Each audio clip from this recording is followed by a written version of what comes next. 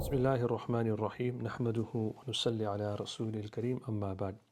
So in the previous video, we were looking at the mas'ala of a young girl being given permission to marry without the permission of a wali. So a bikr is a young virgin girl, and she cannot be forced to be married against her will. The wali can't do this. And we talk about this idea that the free person, aqila, baliga, she has sovereignty over herself. This is like an illah that we give, a reason that we give, and we call it an illatin ma'thura. What's an illatin ma'thura? What I'll tell you now, it's something that's so commonly found in the fiqh text, throughout fiqh, that it's just known that this is something that is effective in applying a particular form of reasoning, because we find it throughout the madhab. And I call this important because I wanted really students to think about the importance of this. Now, Dr. Sohail Hanif, Sheikh Sohail Hanif, in his thesis talks about the habit of the law. And this is an important method when it comes to rational inference in Hanafi thinking. And it's a pillar that underpins the topic of qiyas, often given the translation legal analogy, and it's dealt with a lot in our Usul text. And we are told that qiyas really is a last resort, and you only go to it when other three indicators of Usul, Quran, Sunnah, and Ijma are not available for you. So it's a last resort. And so it's really at the bottom of what we call the epistemological ladder. Because there's more ambiguity in it, and there's more probability and uncertainty in it, and we're not always 100% sure that the illah, the precise cause, is the one that we're looking at, and that we can take it across to another case.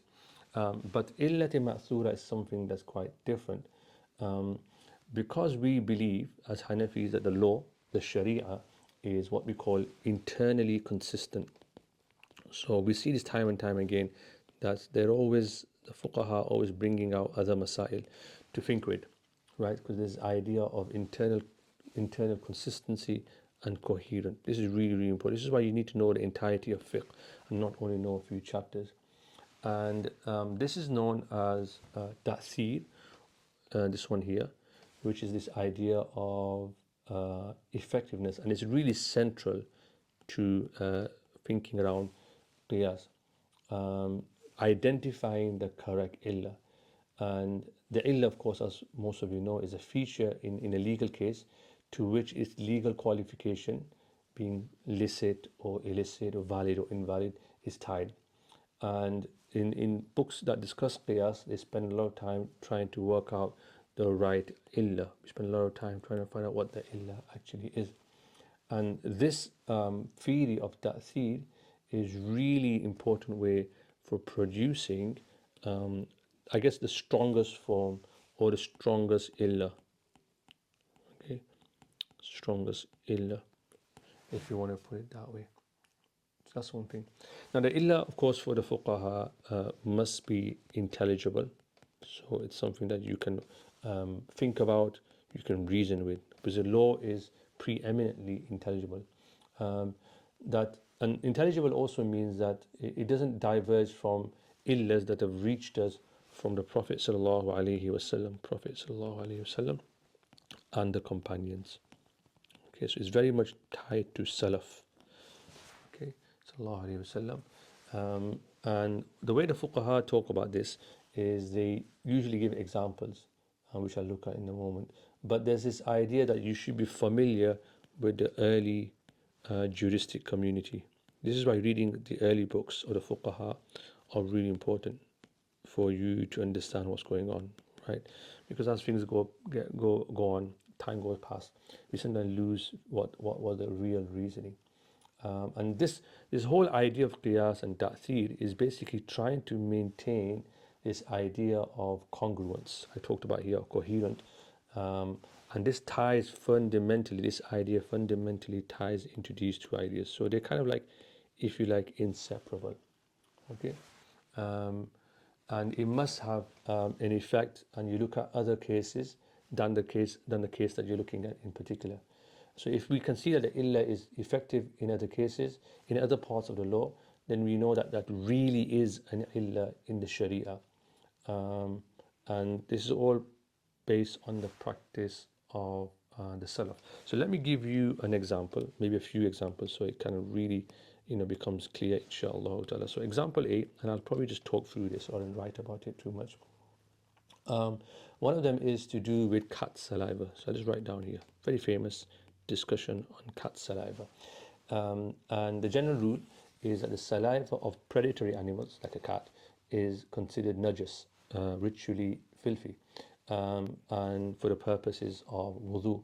However, the Prophet ﷺ, he made an exception and he said they are but your regular visitors, tawafun. So he made an exception for the cats. And this hadith of the Prophet ﷺ ties the purity of cat saliva to their regular visitation of people's homes, because cats are always in our homes. And this is what the hadith is talking about. So is the illah of visitation an effective illah in leading to the purity of what would otherwise have been considered filthy? And the fuqaha say it is indeed. This is because of this idea of umum balwa, widespread affliction, and necessity zarura. So umum al-balwa, and what's called zarura. So these are important considerations. Okay. And so the effective necessity in removing unlawfulness is demonstrated by the Quran. The Quran itself says that فَمَنِ تُرَّ, whoever is compelled, neither desiring nor returning, there's no sin on that person. And so this verse is obviously about giving permission to consume unslaughtered meat in a case of necessity. So the fact that necessity renders filthy unslaughtered meat pure for consumption shows that this is effective. This has athar, right, in what was making something pure which was originally filthy. So cat saliva becomes pure, although originally it was filthy, because this idea of necessity. So this idea of regular visitation, tawafun, indicates this necessity, because you can't avoid cat saliva due to their regular visitation. And so this is subsumed under the illah of necessity. And remember, this is really, really important. This example of cat saliva is actually an example of ta'seer of this. Just draw an arrow there, right? It's actually example of ta'seer, not qiyas. Okay, it's not an example of qiyas, because the text itself, the hadith itself tells you why. The Prophet told us why. So the illah is told to us directly, and this is known through what's called ibaratun nas, right? And the application that predatory animals that regularly visit home is the indication from the dalalatun nas. Okay, because qiyas, what is qiyas, my friends? Qiyas really is that you take an illah from somewhere that's other than the text. So it comes from outside of the text. But in the hadith of the cat saliva, the Prophet ﷺ has told you himself. So it's not really a qiyas. It's already told to you by the Prophet ﷺ. Let me give you a second example. This is about wudu. So very famous debate about wudu. Imam Shafi'i, rahimahullah ta'ala, he holds that it's a sunnah in wudu, in ablution, to wipe the head 3 times. So ablution, wiping head, according to Shafi, is 3 times. Okay. That's the Hanafi position. And Hanafis for H here, 1 time. This all comes down to this debate around illa de ma'thura. Now, we both agree that the minimum obligation in wiping the head is wiping a part of the head once. But the Shafi jurists, they argue that wiping the head is an essential, integral part of wudu, what's called rukn asli, like the limbs that are washed, the face, the arms and the feet and so forth. So both parties agree that the sunnah is to wash these 3 times, so the head which is an essential integral, like them, should also be cleansed 3 times. The Hanafi jurists respond to this and they say, well, that it's not wiped multiple times because it is a case of wiping. Right? This is a case of wiping. Just as in the case of tayammum or when you're wearing the foot gear, the khuf, of which case you just wipe it once. So that's there. Now you have two proposed illas. One is something being integral, according to the Shafi'is, and according to Hanafis, there's this idea of wiping for the Hanafis. And they obviously lead to different solutions to the question of how to perform the sunnah of head wiping. So can you see? So which of these is the effective illah, the ta'thir or illati ma'thura? So Imam Sarakhsi in his Usul says that wiping is actually the effective illah, because the very word famsahu bi ru'usikum, wiping implies takhfif of the prescription, right, for the sake of ease, as wiping is doubtly easier, of course, than washing. The fact that the wiping the entire head was called isti'ab is not a condition, according to both of us, unlike the case of washing limbs, also proves a lightening of the prescription. So wiping is actually effective in lightening prescription, and integrality does not negate this. Furthermore, the sunnahness of acts, we are told, is performing more than minimum, ikmal, because in Hanafi fiqh, sunnah is what does ikmal of farz. This is the reason that they use. And since wiping the entire head is not a condition, then by wiping its entirety once a person does more than the minimum, and thus the meaning of the sunnah is fulfilled. Washing the limbs, on the other hand, or wash in their entirety to fulfill the obligation, thus going beyond the minimum, is only achieved by washing multiple times. This is very, very reasonable. So the word integrality does not indicate this difference, whereas the word wiping does. This is the effective illah. So this is the illati ma'thura for us as Hanafis. Very, very reasonable, very, very sound.